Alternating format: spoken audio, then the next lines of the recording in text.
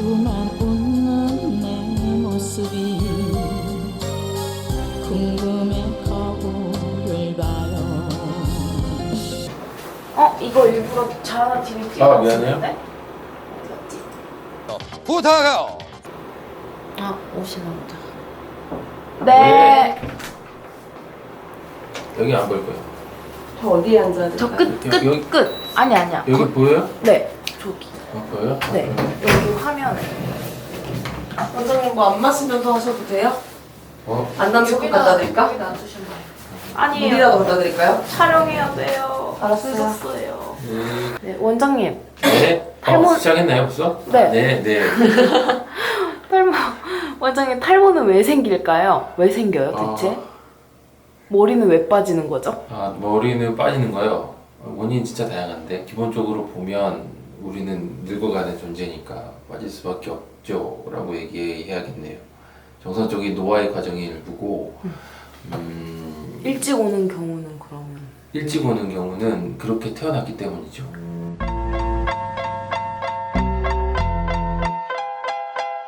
실은 세팅이 그렇게 되어 있기 때문이에요. 예. 너무 슬픈데? 유전의 산물이긴 하죠. 예. 전반적으로 큰 흐름으로 보면. 네.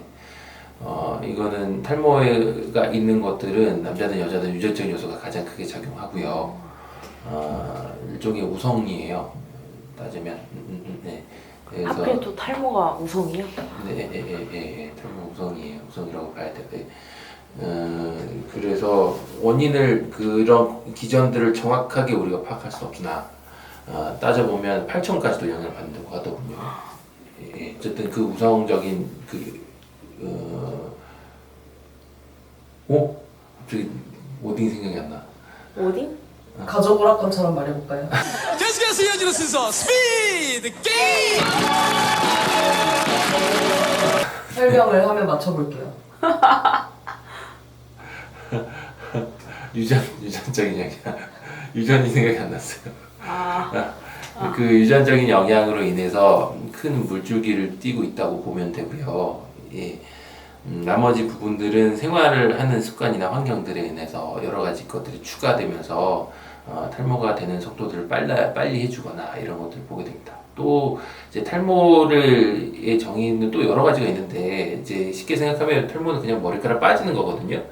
머리카락이 빠지는 원인들은 너무너무 다양해요. 실은 우리 아까 유전 얘기를 하고 뭐 생활 습관이나 이런 얘기를 했지만 실제로 사고로 인해서 탈모가 일어날 수도 있죠. 예를 들어서 화상을 입으시거나 아니면은 큰 수술을 하셨을 때 심지어 많이 뽑혀버리는 경우도 한번 뽑히면 모낭이 살아있으면 문제 없는데 계속해서 뽑혀버릴 수도 있겠죠.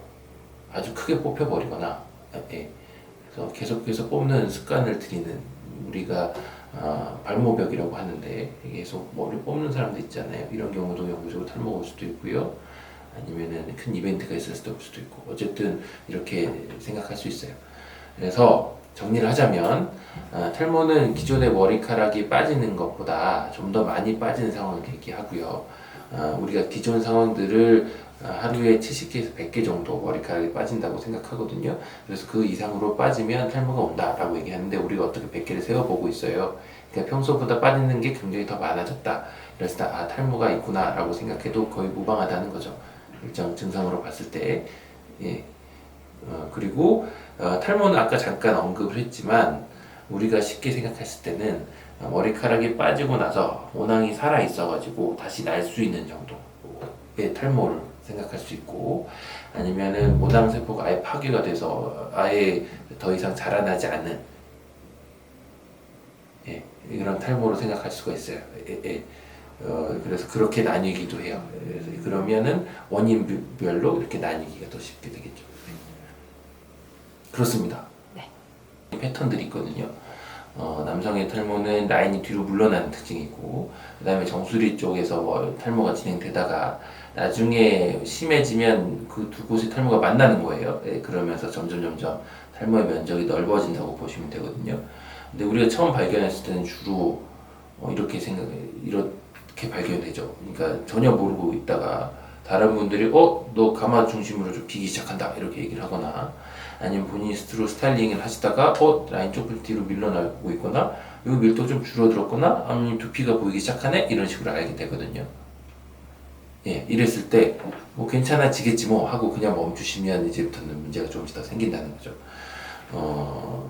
이랬을 때 우리가 유일하게 할 수 있는 방법들은 한 3가지 정도가 있다고 봐요. 이제 넓게 보면 한 가지나 이런 것들이 더 있을 수 있지만 이거는 누누이 설명하는 우리가 말하는 보존 치료에 관한 얘기예요. 이렇게 했을 때 특히 M자형 탈모의 경우에는 보존 치료가 빨리 시급하다고 봐요. 역시 이제 정수리종 탈모도 당연히 시급하긴 하지만 왜냐면 M자형 탈모의 경우에는 빠지려고 하는 성질이 너무 강해요. 예, DHT에 대한 민감성이 되게 강한 지역들이라서 그래서 빨리 막지 않으면 뒤로 물러나게 되고 그리고 그때 이미 늦은 상태에서 약을 드시더라도 약의 힘으로 인해서 다시 복구되지 않거든요. 네, 그래서 어떻게 해서든 빨리 막으려고 하는 게 중요해요. 그리고 막으려고 한다고 하더라도 100% 막지 못해요. 지금 현실적인 입장에서 이게 약의 한계이기도 하거든요. 어쨌든 그에 대안이 크게 없기 때문에 약을 빨리 드시는 건 너무너무 중요하죠. 라인이 뒤로 물러나기 시작했다고 여겼을 때는 지금 얘기하는 먹는 약에 관한 것들은 우리가 흔히 피나스테라이드나 두타스테라이드라고 불리는 지금 의학적인 수준에서 가장 큰 효과를 누리고 있는 DHT와 싸워주면서 방해하는 약물들이라고 보시면 되거든요. 이 약물들을 주로 처음에 초이스하셔서 드시는 게 정말 중요하고요. 그 다음에 기전들은 다르지만 우리가 다시 설명하고 있죠. 이런 것들은 저희 페이지에 많이 나와 있어요. 그 어떤 효과가 있고 어떤 기능이 있고 어떤 부작용이 있다는 거를 우리가 계속 설명하기 위해서 페이지로 만들어서 지금 저희가 배포하고 있거든요. 이런 거 한번 읽어보시면 좋을 거예요. 미녹시딜이라고 부르는 바른 약하고 그 다음에 머리에 쬐는 레이저들 이런 2가지가 승인을 받아 있는 게 있어요. 그래서 이 미녹시딜은 바르시면 혈류 분포를 좀 풍부하게 해주면서 뒤에서 영양분을 많이 공급하게 해준다 정도로 생각해 주시면 되고 역시 탈모를 막기 위해서 도와주는 약이에요. 하지만 탈모의 주범인 DHT와 싸워주는 약은 아니에요. 그래서 당연히 먹는 약, 우리가 피나스테라이드나 두타스테라이드라고 생각하는 약이 훨씬 더 중요해요. 그리고 레이저도 역시 똑같이 혈류 공급을 풍부하게 해줘서 영양분을 많이 공급해준다 정도로 생각해줘도 돼요. 이 약도, 이 레이저도 충분히 도움이 줄 수 있지만 역시 먹는 약만 못해요. 그래서 역시 먹는 약이 최고라고 볼 수 있겠지요. 남성에서는요. 여성들은 좀 얘기가 달라요. 여성들은 약을 드시기가 좀 곤란하거든요. 먹는 약을. 이 약은 이제 호르몬과 연계된 약이고 여성들이 드시면 곤란한 약이기도 해요. 그래서 가임기의 여성들은 특히 드셨을 때 큰 문제가 생길 수도 있기 때문에 특히 2세한테 만약에 2세를 모르는 상황에 임신 초기인데 약을 드시고 있었어요. 그러면 정말 큰 문제가 생길 수 있어요. 그럴 수 있기 때문에 약을 드시지 않는 것을 원칙을 하고 있고 만약에 처방을 하더라도 굉장히 모니터링을 하면서 약을 드시는 것을 원칙을 하고 있어요. 폐경기 이후에도 역시 계속 모니터링을 하면서 처방을 해드리거나 약을 드실 수는 있으나 역시 유방암의 위험성을 간과할 수 없어요. 그러니까 유방암이 있더라도 우리가 모니터링 못 해낼 수가 있단 말이죠. 그래서 이런 것들을 잘 보면서 가야 돼요. 그래서 조금 어려운 약이라고 봐요. 그래서 우리가 아까 말씀드린 2번째나 3번째 미녹시딜이나 저출력 레이저를 기반으로 다른 치료들을 병행하게 됩니다. 이게 이제 초기에 우리가 탈모가 생겼을 때 가장 먼저 떠올려야 해야 될 것들이고요. 초기 탈모라고 해서 다른 양식의 치료로 우리가 쉽게 극복이 될 거라고 생각하면 안 돼요. 이거는 시작된 거기 때문에 흐름이 이미 생긴 거거든요. 이렇게 생각하시면 돼요. 자, 이제 유전적인 탈모에 국한시켜서 얘기를 했었죠. 그리고 이제 또 다른 얘기를 해볼게요. 이건 유전적인 것과 별개로 우리가 생활하면서 만들어낸 탈모인데 이건 두피 상태와도 연관이 있다고 저번에 설명을 드렸을 거예요. 두피 상태가 별로 좋아지지 않았을 때 어떤 이벤트들로 인해서 뭐 스트레스 받거나 잠 못 자거나 이런 거 있잖아요. 이런 것들로 인해서 문제가 생겼을 때는 역시 그걸로 인해서 머리카락이 빠지기도 해요. 이것들은 다시 돌아올 수 있는 탈모의 일종이에요. 상황이 좋아지면 거기서 머리카락이 다시 날 수가 있거든요. 물론 남성들은 역시 좀 방해받는 존재들이 있기 때문에 좀 더 덜 돌아오거나 안 돌아오려고 하기도 해요. 남성들은 DHT 힘이 워낙 막강하기 때문이죠. 근데 어쨌든 이런 경우에 생겼을 때 원인이 분명히 있다면 그 원인을 반드시 제거해 주는 게 필요하겠죠. 그래서 두피 상황이 많이 안 좋아지고 있는 일시적인 탈모라면 그 원인들을 바꿔줘야 돼요. 이런 경우도 충분히 있을 수 있거든요. 특히 이런 경우는 여성분들한테 많이 일어나요. 두피 상태가 안 좋아지고 영양분목이 떨어지고 이랬을 때 확 진행하는 탈모들이 있게 되겠죠. 이런 경우는 그걸 고쳐주면 돼요. 예를 들어서 철분이 떨어졌을 때, 철분이 많이 떨어지겠죠, 여성분들은. 네, 철분이 떨어졌을 때 탈모가 일어나고, 그러면 철분을 약을 먹어주면 되는 거고, 임신이나 출산 이후에 마구 이제 아이들한테 많은 거를 쏟아내잖아요. 그러면 당연히 보충해줘야 되고, 이런 게 필요한 거죠. 그런 식으로 생각해 주시면 될 거예요. 네.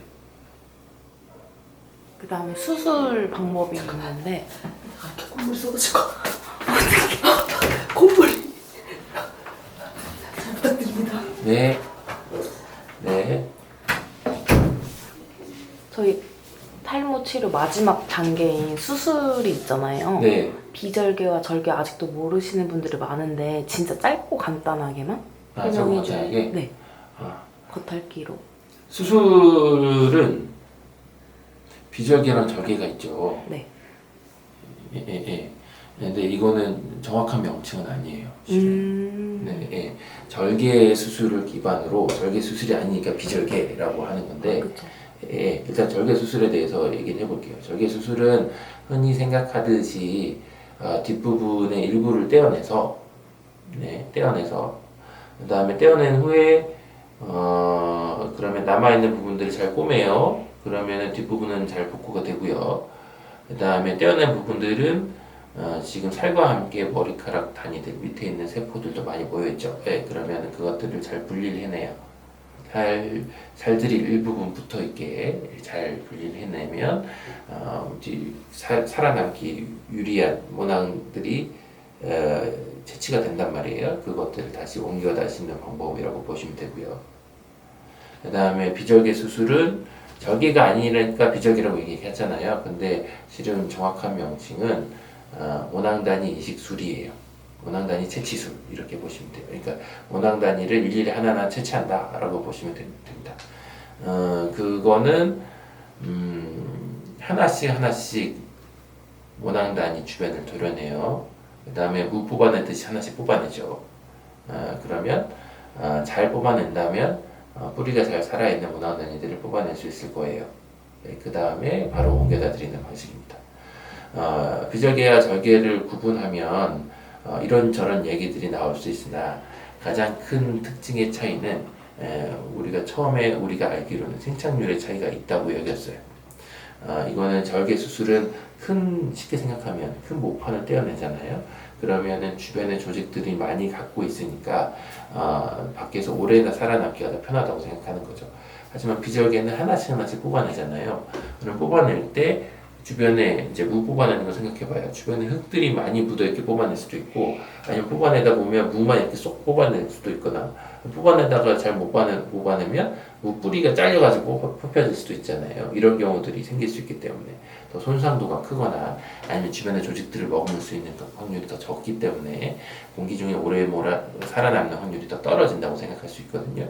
그래서 그거 자체로 생착률이 더 떨어진다라고 여겨왔었는데, 지금은 공기 중에 모낭을 노출되었을 때도 많이 살려낼 수 있는 저장액이 많이 발달되어 있고 그 다음에 비절개 채취술의 그 기술 자체가 굉장히 발달해 있어서 지금은 큰 차이가 없다고 여기고 있어요. 심지어 저 같은 사람들은 비절개 수술이 오히려 생착이 더 좋다고도 생각하거든요. 이거는 아웃 오브 바디 타임, 공기 중에 모낭이 노출되어 있는 시간을 어떻게 조절하느냐에 따라서 생착이 달라질 수 있다고 믿기 때문이에요. 비절개 수술은 한꺼번에 뽑지 않고 조금만 뽑아서 심고를 반복할 수 있기 때문에 뽑는 즉시 또 심어낼 수가 있잖아요. 이런 부분들이 오히려 더 유리하다고 여기는 거죠. 그런 식으로 구별을 해볼 수 있고요. 절개 수술의 또 장점 중에 하나는 머리카락들을 어느 정도 길게 있는 상황에서 뽑아낼 수가 있으니까. 이해 가나요 이거? 우리는 그냥 여기를 잘라내서 포맨잖아요. 머리카락 그 부분 밀지 않아도 돼요.